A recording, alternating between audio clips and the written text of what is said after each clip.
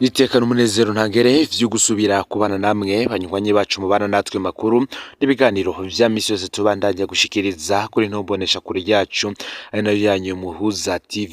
Uyu numwe tugiye kubagezako amakuru biriko biravugwa bigezweko muri kano kanya, akaba ari amakuru tuza kugaruka hanini ko yariko aravugwa mu gisata ca politike cane cane hagati y'imigenderanire y'ibihugu bibiri, igihugu c'u Rwanda ndetse n'igihugu c'u Burundi. Muri ano makuru turaza kugaruka ku itangazo ryashizwe ahabona na leta y'u Rwanda yiyamiriza amajambo aturira yashikirijwe na Perezida Evariste Ndayishimiye w'igihugu c'u Burundi. Ni mu gihe muri iryo tangazo harimwo kwiyamiriza igihugu c'u Rwanda kirimwo kwiyamiriza ico cise amajambo aturira kandi atari kinyafrika yashikirijwe na Perezida Evariste Ndayishimiye arongoye u Burundi, aho yemeye kuzofasha abanyarwanda na cane cane urwaruka rwo mw'ico gihugu kwikurako indongozi zabo, avuga ko zabagize imfungwa mu karere. Perezida Ndayishimiye yavuze kandi ko hari ngombwa kubandanya urugamba gushika aho abanyagihugu bo mu Rwanda nabo nyene batangura kotsa igitutu abarongozi babo, aho yongeye ko agira ati ndibaza ko n'urwaruka rw'u Rwanda rutashobora kwemera kuba imfungwa mu karere. Ibiri muri iryo tangazo ni vyinshi cane, harimwo ivyo leta y'u Rwanda yita agasomborotso vyakozwe n'umukuru w'igihugu c'u Burundi Evariste Ndayishimiye, bituza kugaruka ko mu makuru arambuye.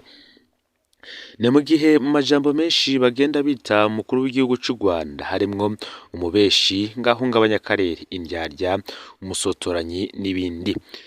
Perezida Ndayishimiye ngo yankurunuka Kagame agategekanya kumugumura kurwaruka rw'abanyarwanda.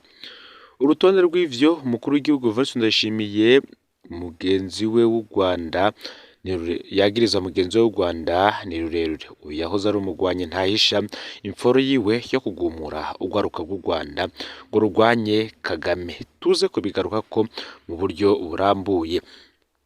Bamwe mu bakurikiranira hafi vya politike bakavuga ko aya majambo ya Perezida Evariste Ndayishimiye ashobora gukwegera ibihugu vyompi ndetse no kuvyinjiza mu ntambara. Ni mu gihe bimwe mu vyashikirijwe n'umwe mu bategetsi bo mu gihugu c'u Rwanda avuga ati ntawo kwemera ko umukuru w'igihugu wo muri Afurika avuga nk'intwari y'ubumwe bwa Afurika mu bikorwa vy'urwaruka, amahoro n'umutekano, akanavuga atavugira igihugu ariko avugira ubumwe bwa Afurika mu kiganiro cafashijwe n'ubumwe bwa Afurika, yemerera abanyagihugu ko azobafasha guhirika ubutegetsi bwabo. Twibuze ko iki kiganiro Perezida Evariste Ndayishimiye yarimwo cari cashigikiwe n'umuryango w'ubumwe bwa Afurika nk'uko vyerekanwa n'icapa caco. Bamwe batuko no gucukubiri n'igikorwa yahawe na bagenzi be mu nama y'ibihugu bigize ubumwe bwa Afurika muri Ruhuhuma mwaka w'ibihumbi 2023, ariko cane niho nyangwa ryeruye ry'amasezerano y'umugabane wacu wa Afurika. Akaba ariko umwe mu banyepolitike bakomeye cane mu gihugu c'u Rwanda yashikirije. Aya nayandi rero ntuze gucikwa, vyonde subscribe canke sabone niba utari wafitenda ko kugira ngo tuzucikanwa nayo dushikiriza, usangize kandi n'amakuru bagenzi bawe aho baherereye hose kugira ngo nabo baje bashikirwa nabiriko biravugwa bigezweho ngaha mu gihugu c'u Burundi, hanze y'imbibe z'igihugu c'u Burundi ndetse no makungu ya kure. No Muhuza TV mwakaze mwidonido y'ano makuru. N'itangazo ryaraye rishizwe ahabona na leta y'igihugu c'u Rwanda, amajambo aturira yashikirijwe na Perezida Evariste Ndayishimiye w'u Burundi ariyamirizwa. Leta y'u Rwanda yarayiyamirije ico yise amajambo aturira kandi atari kinyafrika yashikirijwe na Perezida Evariste Ndayishimiye arongoye u Burundi, aho yemeye kuzofasha abanyarwanda na cane cane urwaruka rwo mw'ico gihugu kwikurako indongozi zabo, avuga ko zabagize abapfungwa mu karere. Mu itangazo leta y'u Rwanda yashize ahabona kuri uyu wa mbere ku mugoroba bikamenyesha ko ayo majambo yashikirijwe n'umukuru w'igihugu c'u Burundi kuri uyu w'Imana imbere y'urwaruka rw'abanyekongo rugera ku 500 ari ivyagirije vyinshi bidafise ishingiro kandi biturira, bigamije gucanisha hamwe abanyarwanda ndetse bikabera intambamyi mu bijanye n'amahoro n'umutekano mu karere k'ibiyaga binini. Leta y'u Rwanda ikamenyesha ko kuba umuntu uwo ari we wese agerageza guca intege ko bimaze gukorwa agahamagarira urwaruka guhirika ubutegetsi buhari biteye amakenga. U Rwanda rugera ruti kuba umukuru w'igihugu kibanyi yakoze ivyo negese ni ukutinengesera gukabije kandi bihonyanga amasezerano agenga umuryango w'ubumwe bwa Afurika. Mu kiganiro yagiranye n'urwaruka rw'abakongomani kuri w'Imana, umukuru w'igihugu cy'u Burundi Evariste Ndayishimiye yarifatiye mu gahanga u Rwanda ko rwoba rufashe imihari ihungabanya umutekano mu karere. Icyo gihe Evariste akaba yaravuze kandi ko ari ngombwa kubandanya urugamba gushikaho abanyagihugu bo mu Rwanda nabo nyene batangura kotsa igitutu abarongozi babwo bakikura ko izo ndongozi zabagize nk'imfungwa.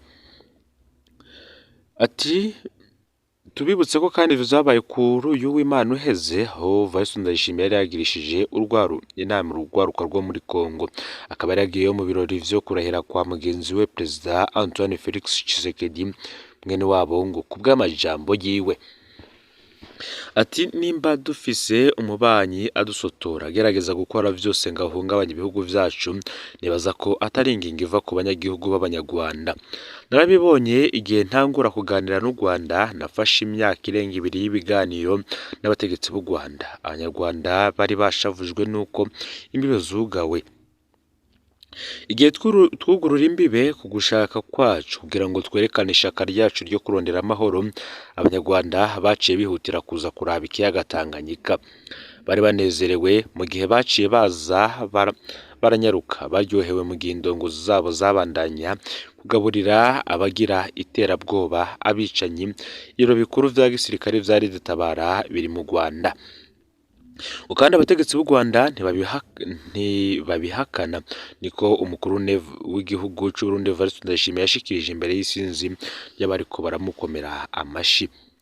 Mu kubandanya ijambo ryiwe yarabandanije akokezwa n'urwaruka rwa Kongo rwavuga ruti nuko umuniga Kagame, ariko uri karashikiriza ikiganiro atababuza. Yagoma umwe mu bari bahari yagize ati yagoma twemera ko azobashikiriza ubutungane bw'u Burundi. Yabitwemereye mu myaka irenga 2 y'ibiganiro. Nararungitse intumwa nawe nyene nararungika intumwa mu Burundi, ariko bwari uburyarya. Rero igihe basubira kugira ubwicanyi mu gisagara kiri hafi ya Bujumbura, mbere hafi y'urubibi rw'igihugu cya Repubulika Iharanira Rusange ya Kongo Murantunge niho haciye. Ati niho naciye ntahura neza. Imbere yaho nari nibaza ko ari uguherekeza umubeshi gushika ku muryango.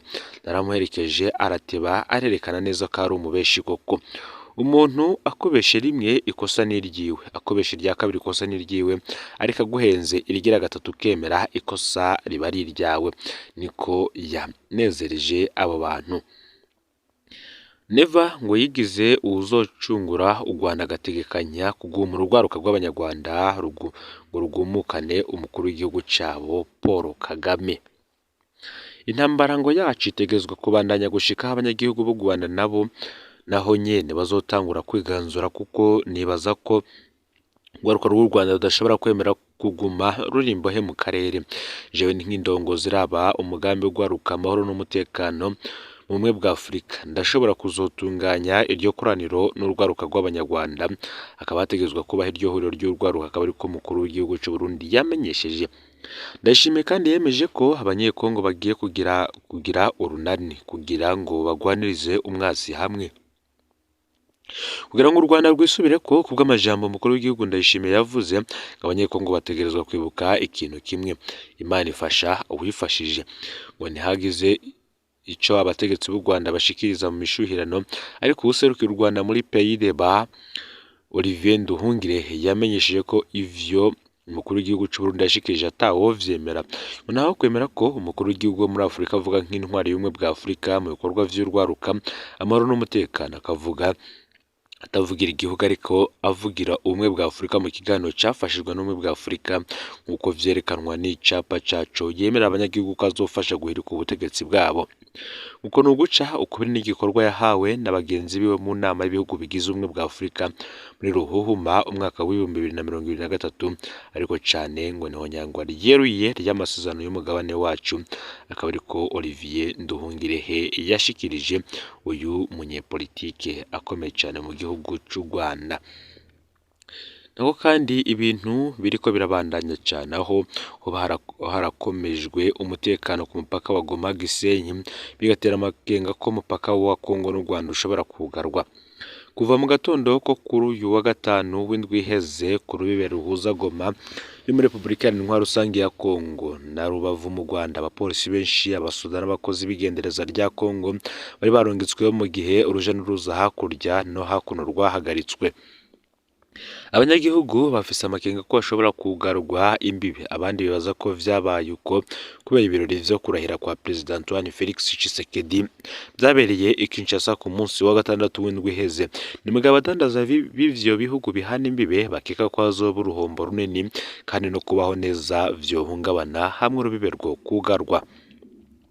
Mu gitondo cyo kuwa gatanu hari abapolisi n'abasoda mu ngabo zidasanzwe bari kumwe n'abandi basoda hamwe n'abandi basoda bo mu gipolisi c'igisoda barungitswe ku mupaka wa Goma. Amakuru dukura akavuga ko hibonekeje imiduga myinshi irimwo abajejwe umutekano bitwaje ibigwanisho biremereye.